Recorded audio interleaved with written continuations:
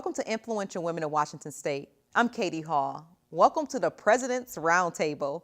Together we are exploring leadership of women across multiple industries and the responsibility of higher education to help ensure students are ready to take the workforce in stride. You're a vice president. Yes. The great thing is you used to work with us here at Bellevue College. Yes, I did. And now you're at Seattle Central College. Yes. So talk to us a little bit about your role in student services and why is that so important to supporting the overall mission of colleges? Sure. So I'm the vice president of student services. So it's kind of all of those support services outside of instruction and administration. So financial aid, admissions, academic advisement, counseling, kind of those additional student supports, which are really critical for students' academic and social success. And so I see my role is really supporting instruction and being partners with instruction. And then as the vice president of student services, supporting kind of district level vision and supporting my president's leadership and vision are kind of the pieces of my job that I think are critical. So we just try and educate the whole student. And I see, even though the folks that I work with aren't faculty, I always tell my team, you know, we're all educators. And that's what's exciting about working in colleges and universities is you're in a constant arena of educating, right? So sometimes I think, gosh, I can't believe I get paid to do this. When I get to go to a campus lecture or something, you know, that this is part of my job to be with students in this space. And then with you being in the CD, the Central District, here in Seattle, I know we talked a little bit about that earlier about gentrification and how that has impacted some of our communities. What do you see happening at Seattle Central that's innovative? So in terms of gentrification or? Yeah, in terms of gentrification and also making sure that we have activities that really speak to the student body that's there. Yeah, so from a macro level, gentrification has really impacted Seattle colleges. I'll speak to my campus, Seattle Central College, because community colleges are designed to serve their community. And so when your community isn't there, that you tend to serve, so first generation, lower socioeconomic background, don't have as many degree holders in the household. Those are the metrics that we kind of look at in the people of color, immigrant refugee communities. When they're not there, it's harder for them to get to us. And so where we're at today is that most of the households in our service area, the way we describe them, is that they're already bachelor degree holder households. And so I think our challenge is, and that's what we've been kind of working on, is getting either very specific, so targeting kind of what's our niche, right, and being very specific with those populations, but also thinking about continuing education or other degrees and certificates that people might need that they want to staircase on if they already hold, say, a baccalaureate degree. So it's, you know, forced us to kind of switch things up in community colleges. I've only been in the state of Washington. It's kind of like build it and they will come, and they've come for a long time. And now that our region has changed so much, I think many of the campuses are struggling with ways to be more far-reaching. And students are smarter, so they are very savvy, and they might live in an area, but another college has the program that they want, and so they're also commuting and going, you know, and being more intentional about where they want to go. So the pressure is kind of on them too to pick a career. I think it's a mix of things. Tuition, you know, it's more expensive to get a college education. If you're considering any kind of doctorate or, you know, any types of advanced degree, I always tell students kind of map that out. If you're getting more than a 4-year degree, then that's going to increase potentially your costs. So I think we're just in a kind of a new normal and figuring that in higher ed. Higher ed. Yeah. And so Liz, how do you see the Women's Funding Alliance really partnering with colleges in general, but then also with community colleges with some of the potential issues that we hear? Yeah, well, so it's interesting. We have been working collaboratively with Seattle Central on a project over the past year or so, really supporting student moms to persist and complete through their education. We know that it's really challenging to be raising little people, working, and getting your education so that you can also get ahead and have a really stable future for your family.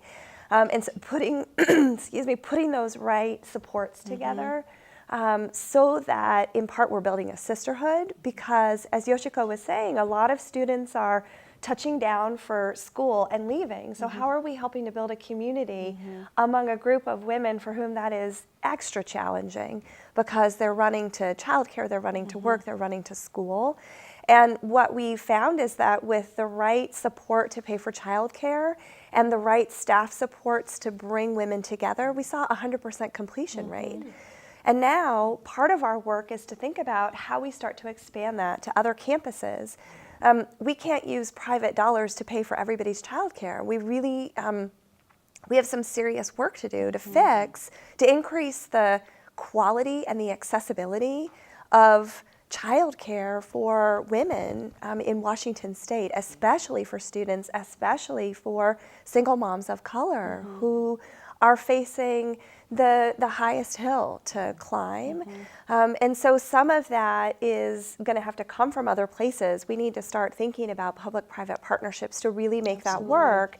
And I think starting with Women's Funding Alliance in Seattle Central, we've got an interesting foundation and a year of learning from which to try to build out the right set of changes and investments that we need to make. And scale across other colleges as well. Absolutely, absolutely. Because even being a mother of about to be two, and being a two-family household income, childcare is expensive. It We is. were paying for 3 days a week for a 2-year-old $2,000 a month. Yes. For just 3 days a week. I mean, you're talking about college tuition. That was what my college tuition cost me, Yes. 18 years ago. Right. And so when you think about that, I do think that childcare is something that we have to touch on overall. And that's the reason why women have to be at the table, right? Because it impacts us. Yeah. Can I jump in there just real quick? Absolutely. I think I remember I was listening to a story on the radio and of a prime minister at a European country, and what she was saying is if we want women to be in leadership, we have to figure out something around parenting and childcare. We Yes. have to support their needs around childcare if we want to see more women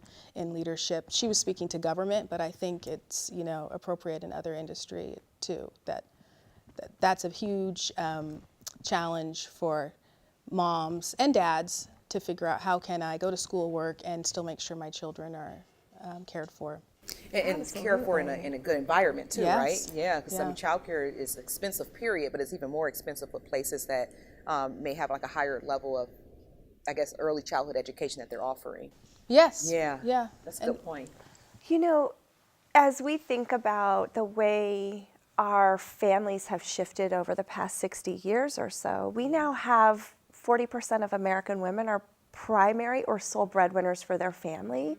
We are also caregivers for our families, and our policies have not caught up with that, right? And our practices have not caught up with that. Absolutely. And so as we think about our work, it is how are we shifting our policies and practices as employers, as educational institutions, to really support whole families with a modern approach. Yeah. I'd like to comment on that. One of my fondest memories at Bellevue College was working in partnership with Costco, and we created the Early Family Learning Center, and this was over a decade ago. Based on the belief that the early years are the formative years, and it makes our job a whole lot easier as educators downstream if we give kids a good start. And I know I was very, very proud to have that partnership, and we started with toddlers and then moved to infants, and really are offering a terrific service to the community. So this is another kind of attribute that colleges can contribute. So we're not just looking at the college age clientele, we're really looking at what services we can provide the entire community. Talk to us about the most challenging experience you have had as a president, as a vice president, or just leading up to your role.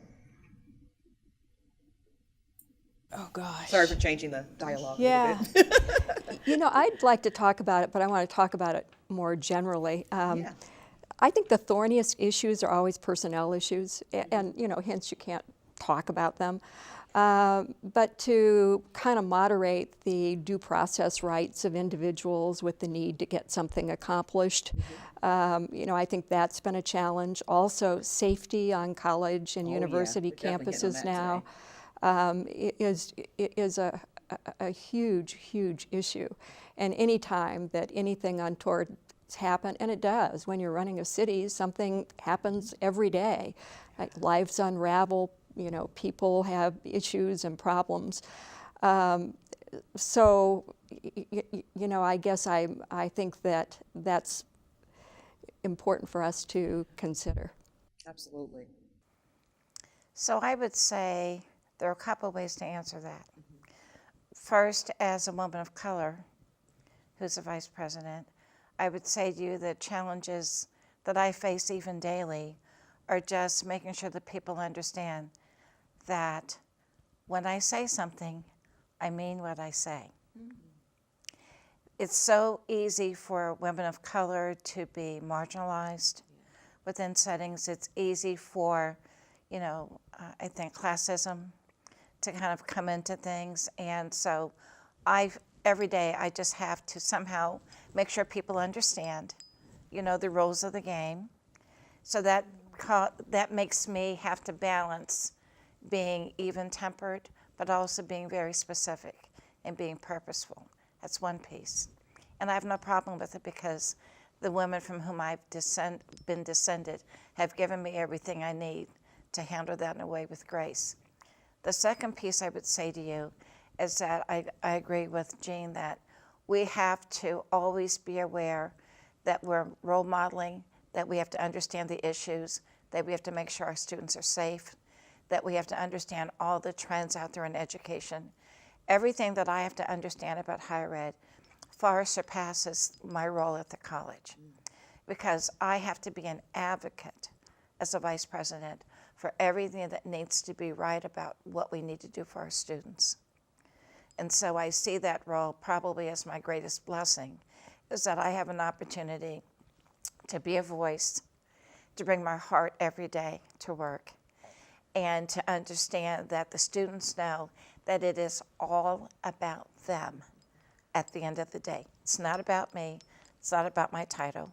It's not about my degrees.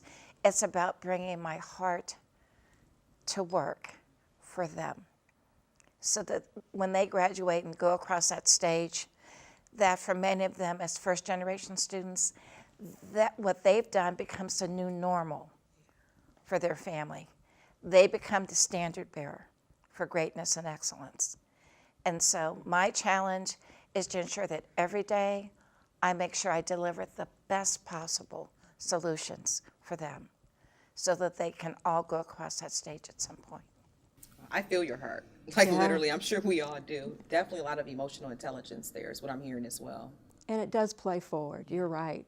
You really are changing the lives not only of that student but their families forever. Absolutely. And it's a terrific mantle to wear. And as you say, it's values-driven work, dealing with developing human potential. And I don't think there's any finer work on this planet. We're really blessed to be able to have participated in you for Absolutely. participating. I left corporate America to come to higher ed, and I have never regretted that. Wow. Now that's profound. This is a different pace. It's definitely a different pace for sure. Well, I have lots of challenging days and lots of challenging moments. I'll speak to as an administrator who kind of came up through the ranks. I started as an intern, and I was a coordinator, and then an advisor, and then a director, then a VP, and now I'm a VP. So I've worked different roles. What's been challenging is like tension between, say, faculty and administration or other kind of job groups, and so to your personnel. So that as a human being can be pretty challenging because people will, they make all types of statements, and some are about you directly and some are about the group they ascribe you to. And you can't debate that. We're not going to get into I didn't say that or I didn't do that. So there isn't a way really to defend yourself. So I think that you have to have thick skin. I work really hard to depersonalize things. Early in my career, things showed up as very personal for me. That wasn't going to be a sustainable model. So I kind of have to distance myself a little bit and not take it personal, even when they're personal comments. So I think that can be challenging to navigate, and it impacts the campus climate. But when you're talking about things like unions and collective bargaining agreements and faculty, and I would say all of our employees are underpaid. I mean, we know faculty are underpaid in our state, and those are hard issues. And we want to support faculty and all of our employees. So that, to me, is probably one of the biggest challenges. And from the student end, what we see is really a higher incidence than ever in students managing and grappling with mental health issues or emotional distress. So it can be episodic or ongoing. And those are very serious. And so the good news is that, right, in the history of disability studies and services, treatment's better, diagnoses is better, so more people that have been formerly excluded from education can now access education. We have technology, so you can't be in public space. So that's good. But what we see is that if they don't have the support to continue their treatment, if it's medication and then they're trying to go to school and those things kind of unravel, it really does impact their academics. So that's hard to navigate when we're not mental health centers. But we still need to support students, and that's where the community partners are very critical, that have that expertise, and we have the relationship where we can provide a resource for students. So those are some of the significant, students are dealing with a lot. They are, yeah. This generation's dealing with a lot. They're dealing with a lot. And so, Liz, I want to change the question for you. Mm-hmm. I want to know from you, why do you think it's important for women to take a seat at the table and to take a leadership role in colleges? Wow. One way I would ask the question is like, wow, we're asking that question, right? Like we have so much to give. And I would say that while I want more women to have positional power, because decision-making matters, who's making decisions matters, and making decisions that benefit all of us, because we bring our full selves, we bring our heart, we bring our life experience, we bring who we are to the table, is really important. But it's also important that women are showing how we lead, and that we're bringing women's leadership characteristics to the table, that we're listening, that we're really authentic, that we're collaborative, that we are driving change and modeling how else leadership can look. Because really what I would love to see is that as more of us hold positions of power, we start to just see that what we think of as a woman and what we think of as a leader is like more in the same bubble, right? And that those two things can go together. They're not separate. And that we all can authentically lead for who we are. And I think that is so important.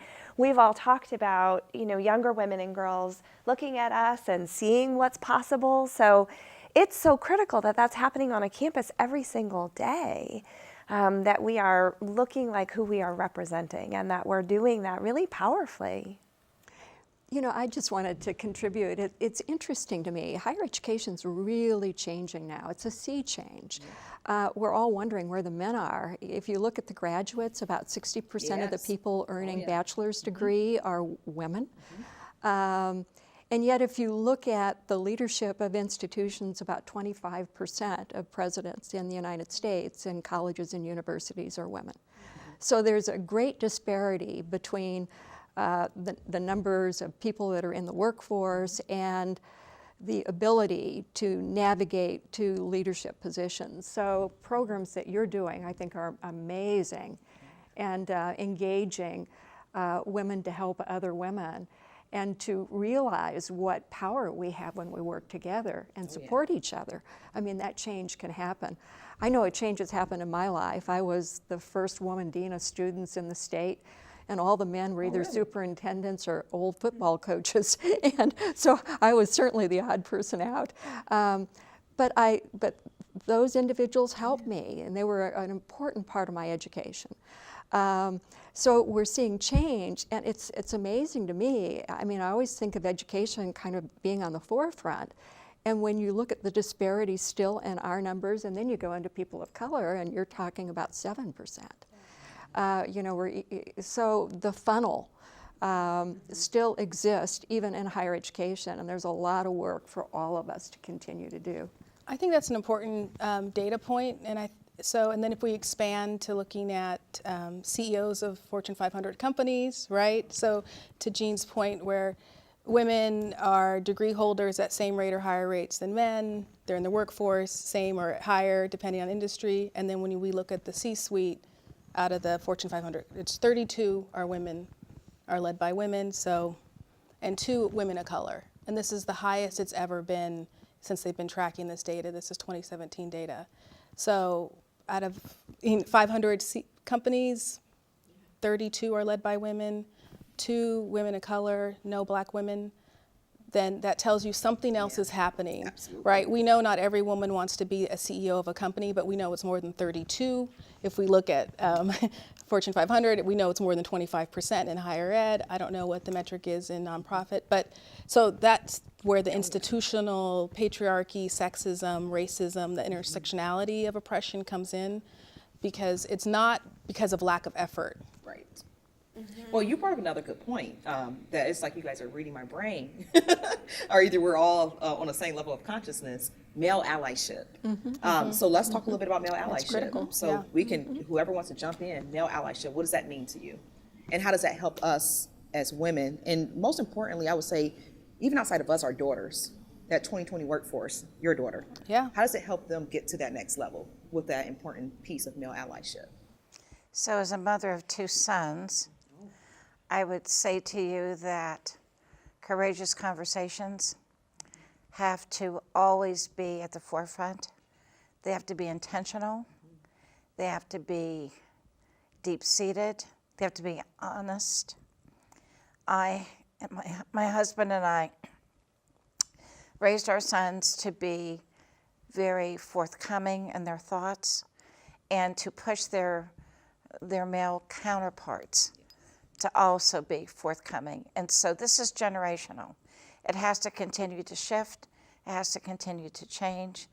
The men who are allies who have mentored me throughout my career, before it was called that, were men of purpose, and they were strong, but they had courageous conversations with me years ago when I was in corporate America and told me, don't do that again, maybe do it differently. So they were willing to put themselves out there. And then behind closed doors, where you're a real ally, is when you then speak the truth and the support for those whom you're mentoring behind closed doors. And that's where the real courage comes in with the conversations. So I would absolutely say that. Do you teach emotional intelligence on the side that we don't know about? Just dropping some wisdom. She's We all want to be in class.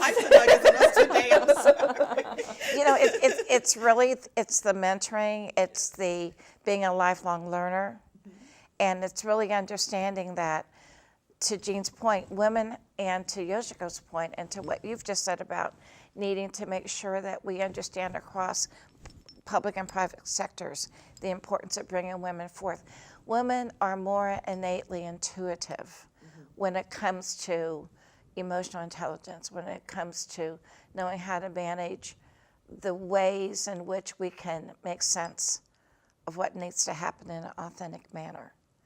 So I would just say that the more we can do that, the more we can be comfortable being ourselves and bringing forth that which really resides within here and bringing it out so other people can feel it and it can be a part of their psyche. That's how we're going to be able to support the male allies out there. I had a chance to sit down with one of our 2 male allies, Dr. Jerry Weber, president of Bellevue College. He shared his experience of working with, for, and leading women into roles of presidents in higher education. So, actually, even when I started as a faculty member way back in the last century, teaching English, probably my role model was a woman faculty member. In fact, she was in our department and she was so good, I actually asked her to kind of mentor me.